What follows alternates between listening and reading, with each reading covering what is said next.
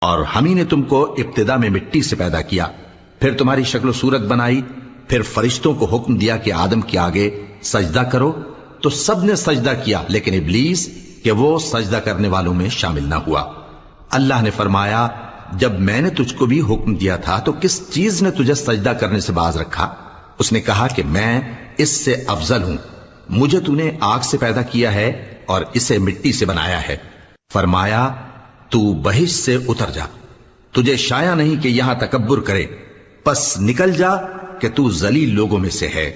اس نے کہا کہ مجھے اس دن تک مہلت عطا فرما جس دن لوگ قبروں سے اٹھائے جائیں گے۔ فرمایا، اچھا، تجھ کو مہلت دی جاتی ہے۔ بولا کہ مجھے تو نے گمراہ کیا ہی ہے، میں بھی تیرے سیدھے رستے پر ان کو گمراہ کرنے کے لیے بیٹھوں گا، پھر ان کے آگے سے اور پیچھے سے اور دائیں سے اور بائیں سے غرض ہر طرف سے آؤں گا، اور تو ان